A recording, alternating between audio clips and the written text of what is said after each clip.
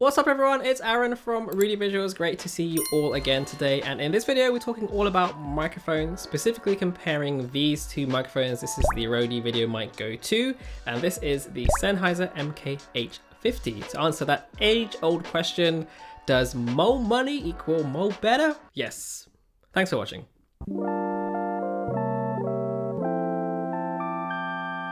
I kid, of course. Obviously the answer is yes, but the reason why I wanted to make this video was to show you that when it comes to camera gear and equipment, one of the areas where you can really see the law of diminishing returns is definitely in microphones, in my opinion. While the answer is yes, it's kind of a gray area. One of the questions we get asked a lot on this channel is I'm new at videography and content creation, and what microphone should I get?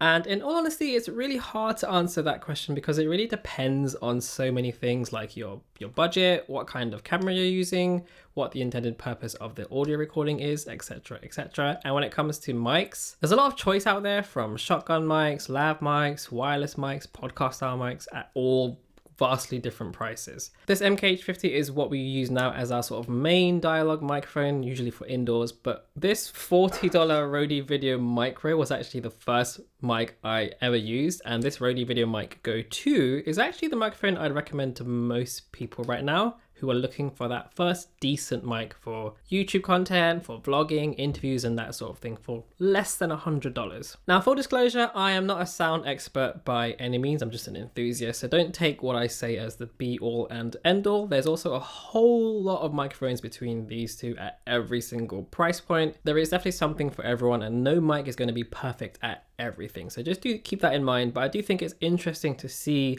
and hear how these two microphones at such vastly different price points compare. Now, up until this point, you've been hearing the MKH 50, so let's swap over to the Rode VideoMic Go II. And as you can hear, the MKH 50 is definitely the better sounding. There's no question about that in my opinion. And we'll get into reasons why in a little bit, but is it 12 times better? That's where things get a little bit more unclear, because I definitely don't think it's 12 times worse than this one. For the most part, this sounds pretty damn good. I've got this straight onto the FX3, and for videos like this one, where you just need good quality dialogue sound from your subject for less than $100, this sounds absolutely fine. Now, for comparison's sake, this is the onboard mic from the camera itself, and as you can hear, there is a world of difference. This is definitely more than 12 times worse. And actually, I think this is completely unusable. If you're going to be on shoots using this microphone, ain't nobody going to be happy with that.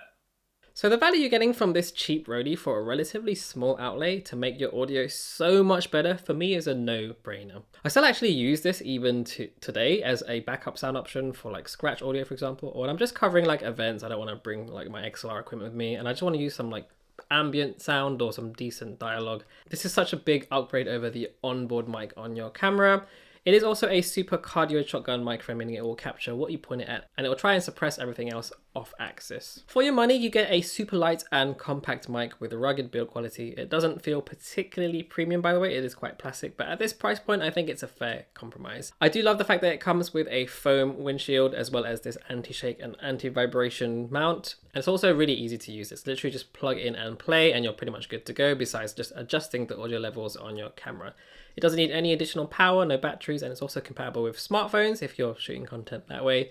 And price is definitely super affordable for most people. The only real downside for me is that it uses a 3.5mm audio jack interface rather than XLR, which is not as high quality sounding or as robust and more prone to things like electronical interference. But for most people, in most scenarios, this isn't going to really be a deal breaker. Another thing to be careful of is that it does need to be fairly close to your subject to get really, really good sound quality. Whether you have this like on a boom pole or a mic stand, or if it's on a camera, you want to be fairly close to your subject for the best sounding quality. So you'll hear how much worse this sounds when I'm just even this much further away from it. But to be honest, that also applies to most microphones. So we're switching back over to the Sennheiser MKH 50 now. This is a professional grade industry standard dialogue mic that's been used on shows like Breaking Bad and even on movies like The Dark Knight. And I think most of you will agree it does sound amazing.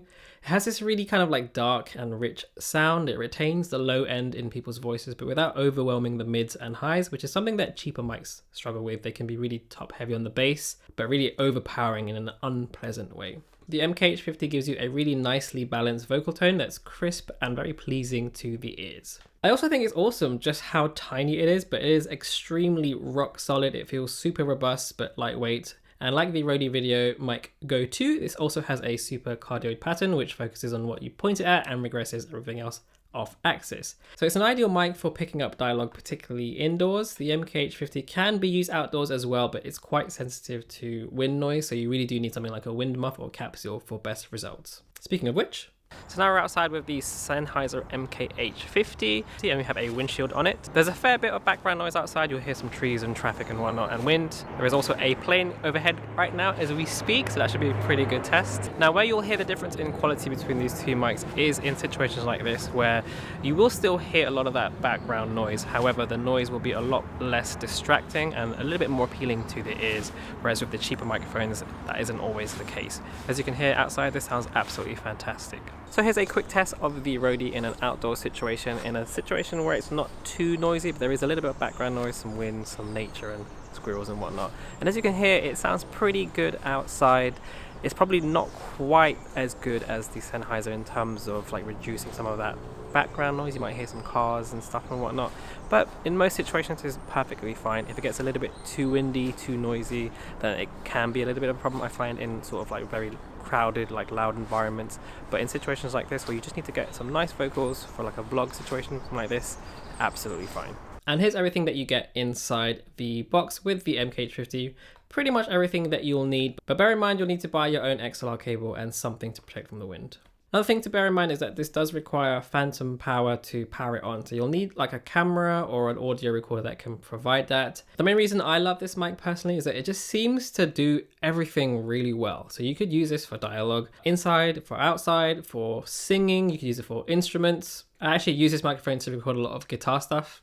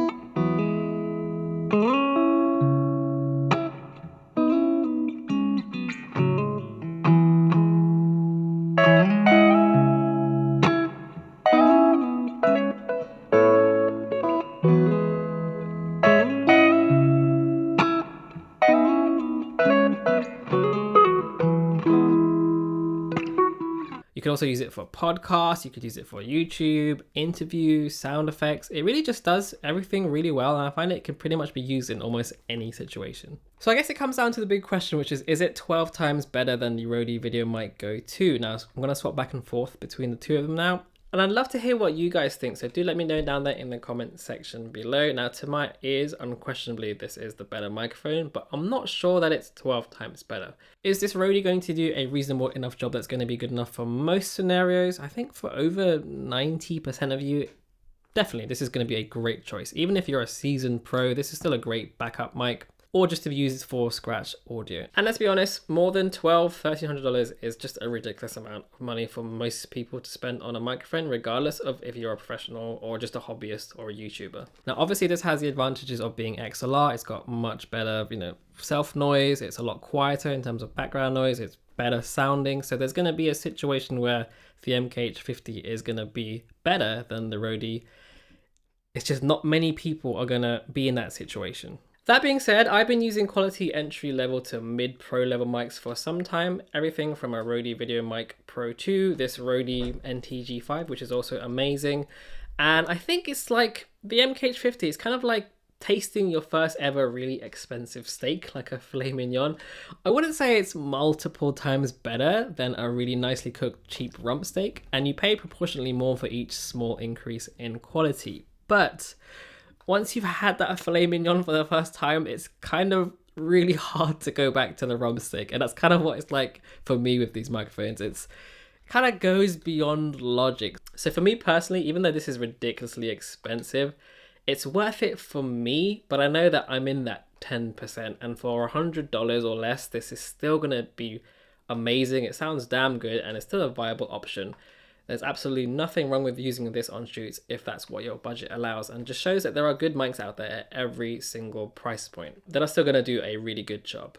And if you're looking to spend a little bit more than $100, then the Rode VideoMic Pro Plus is another great option at around $200. I did sell mine because it was a little bit too bass heavy for my liking. And also this Rode NTG5 is an excellent mic for around about $400 to $500 as well if you want something with an XLR connection. But I think I rambled on now for a little bit too long, so let's end the video here. I would love to hear again your thoughts on what you think the difference in price, whether it's justified between these microphones, which one you think sounds better.